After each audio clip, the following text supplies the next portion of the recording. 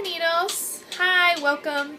This is a new series that I'm starting called Cook With Me, or en español se llama Cocinen conmigo. Okay, so food is one of my favorite things in life, and I love to cook. I love tasting new flavors. I love, making family recipes that have been passed down, and I love, trying food from other families and other cultures. And I have found that one of the best ways for learning Spanish, or a subject that really gets people excited about learning Spanish, is food.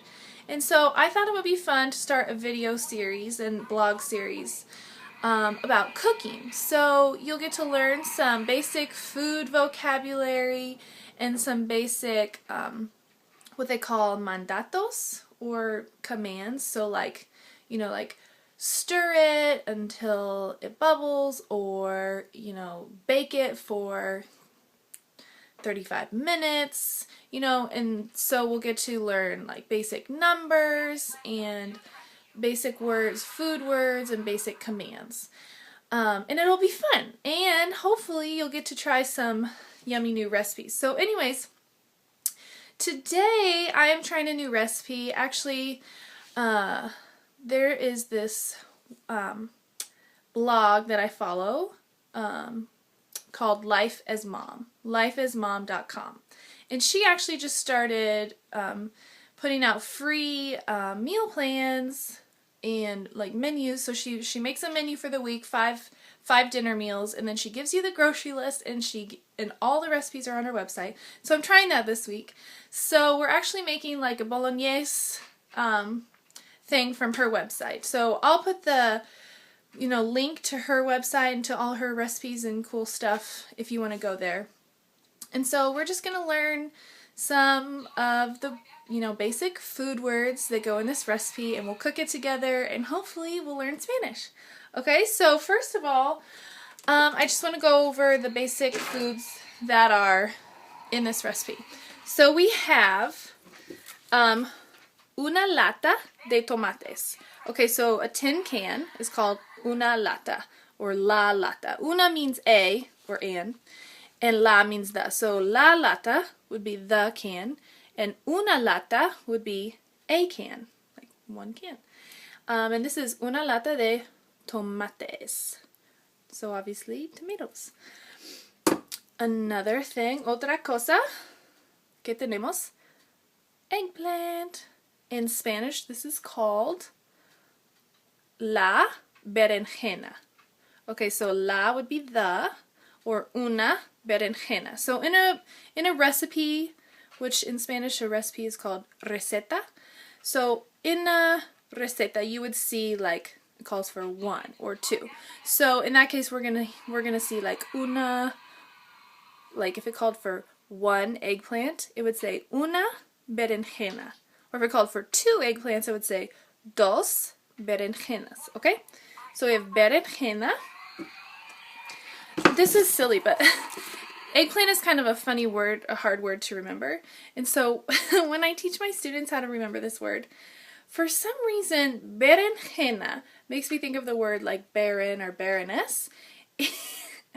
And to me, like, okay, these are purple, which is like a royal color, and a baroness would be like, associated with royalty. And it kind of, in some ways, like, depending on the eggplant, it kind of looks like a woman. Like, it kind of has, some curves in the middle, a nice, shapely figure. So anyways, I just think baroness, pretty, royal, purple, berenjena.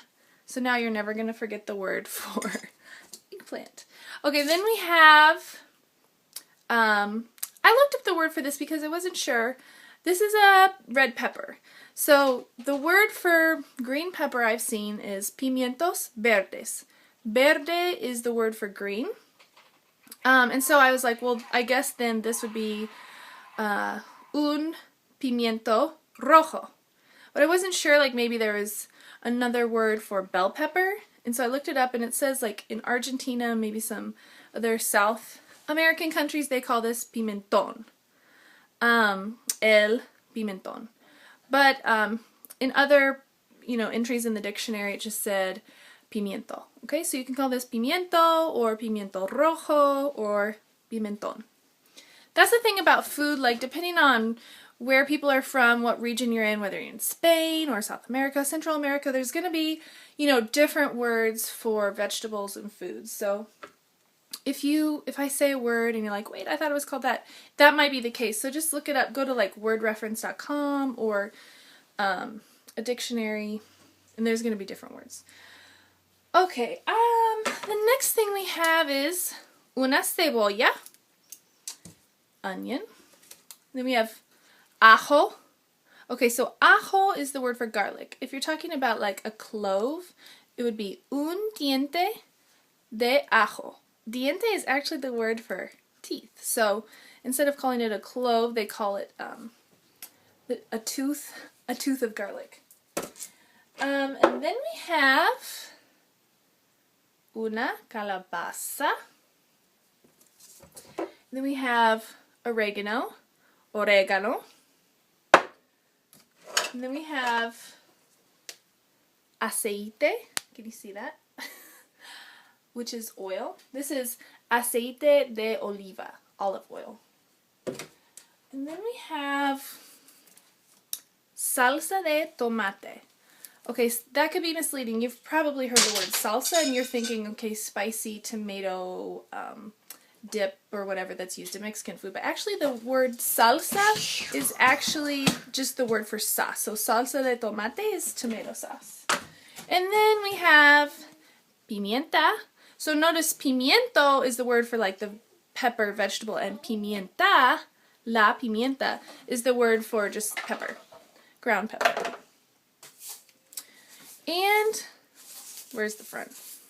Sal, la sal. So, oh, and the last thing, I haven't opened this because I think meat is kind of gross to look at, but we have carne, which is meat, and carne molido would be ground beef. Okay, so those are all the ingredients, and now we're gonna get to cooking. A couple other words. Like I said, this is the, I keep wanting to call it a receipt, but this is the, how do you call this in English? Oh, recipe. This is the recipe, la receta. Okay, then we have a couple other like utensils and tools we need. We have el cuchillo. Cuchillo is spelt with double L's. So I think of the double L's like, to me they look like knives standing up. And so that's how I remember the word cuchillo. This is una tabla de cortar, cutting board. And then we need una olla. So that would be a pot. So the recipe says to put 6 tablespoons of oil in the pot, okay? The word for tablespoon is cucharada. So I'm going to get out my, these are really cute. My friend Molly gave me these. Es un crocodillo. I think that's how you say the word crocodile. Or it might be an alligator, I never know the difference. But anyways, it calls for 6 tablespoons of olive oil, okay? Entonces, vamos a poner 6 cucharadas de aceite. 1, 2, 3, 4, 5,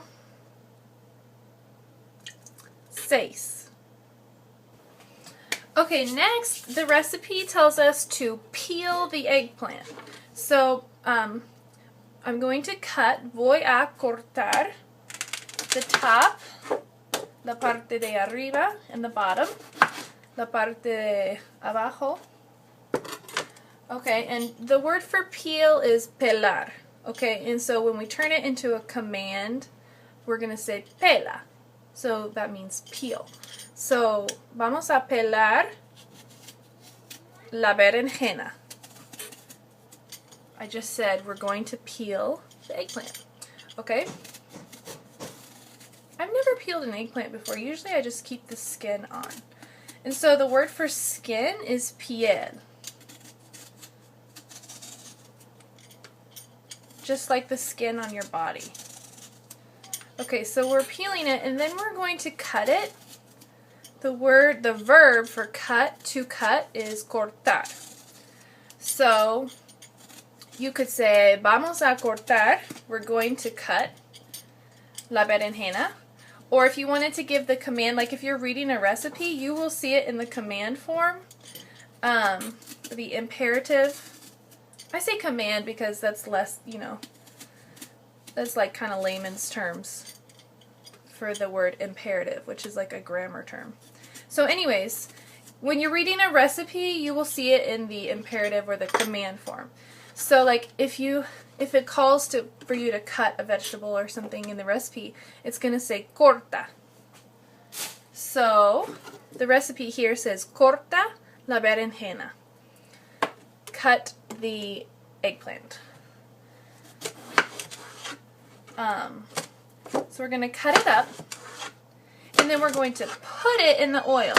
The verb for to put is poner. Oh, okay.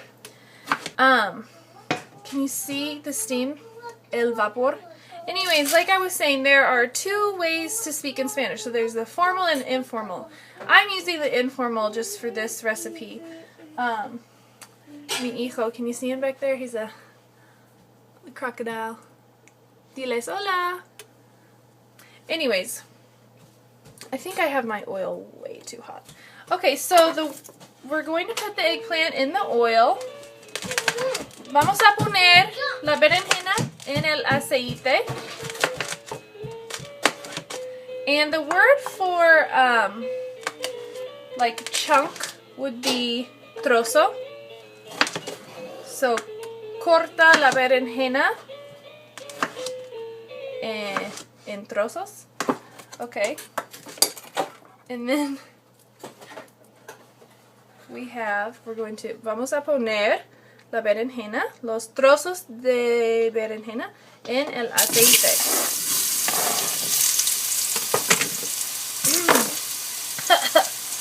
So the recipe might say something like, cook the eggplant. So it would say pon, which is the command, el mandato for to put. Pon la berenjena a cocinar. So it's like saying put the eggplant to cook. In other words, cook the eggplant.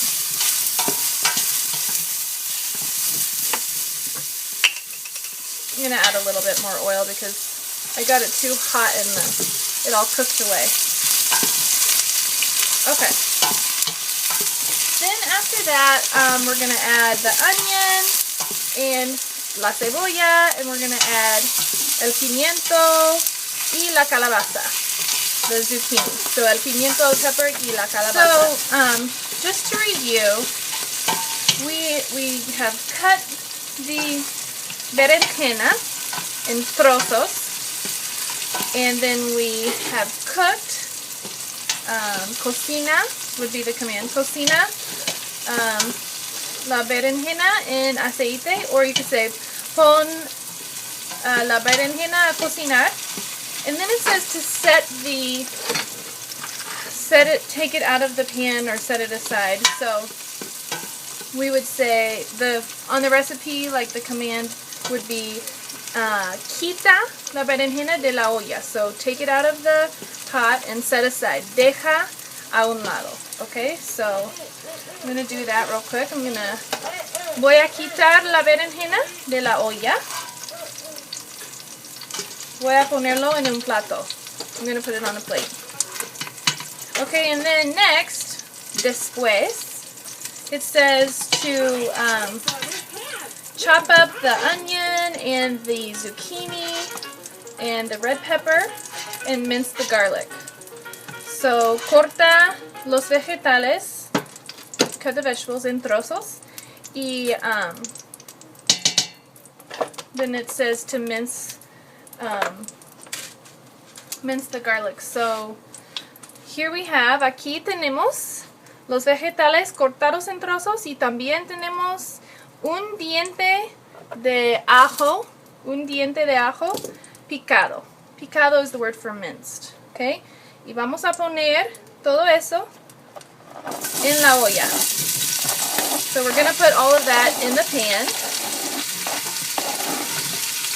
a cocinar, to cook. And we're going to add some pimienta. Vamos a añadir pimienta y sal. And it says to taste, which I think the phrase for to taste is a gusto. So however much salt and pepper you like. Remember, sal, pimienta, sal, pimienta. La sal, la pimienta.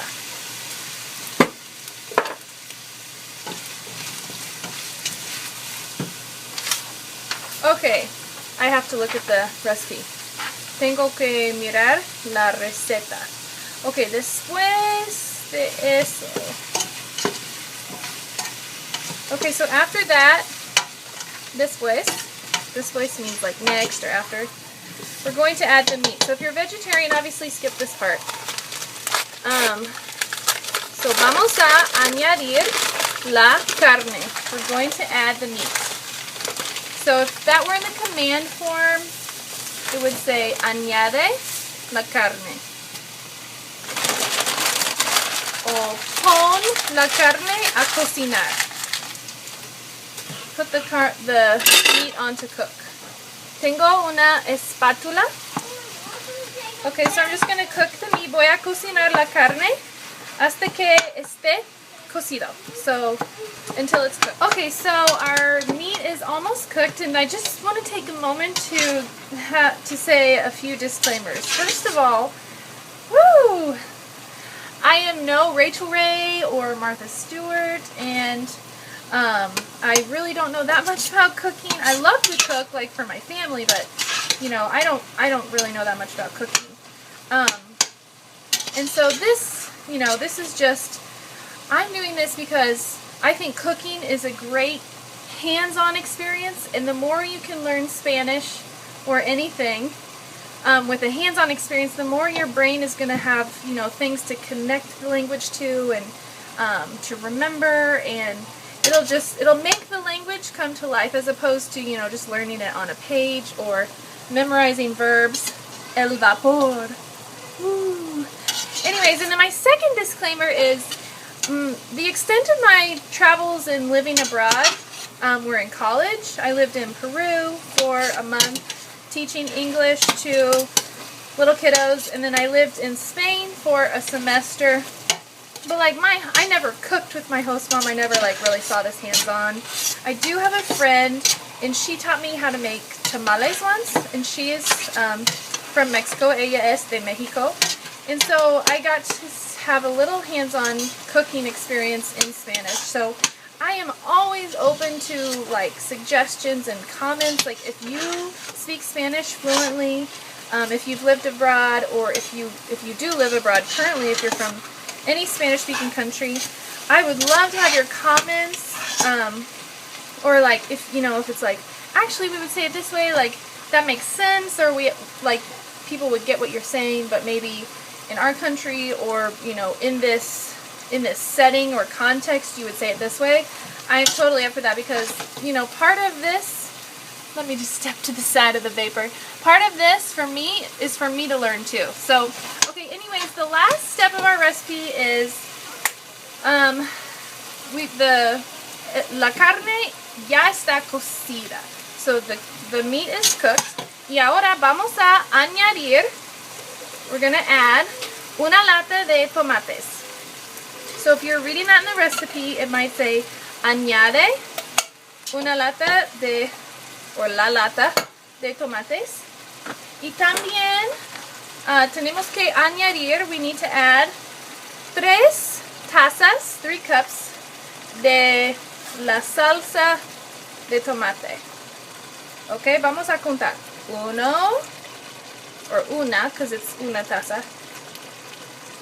2, 3. Y una cucharada de orégano. Okay. Y mezcla todo mix or stir. Okay, y ya está. That's it. And you serve this over pasta. So sírvelo sobre su pasta favorita. You can do whole wheat if you want to make it healthier. Okay, so that's all for today. I hope you had fun cooking with me. Espero que hayan disfrutado cocinar conmigo y nos vemos la próxima vez. Chao.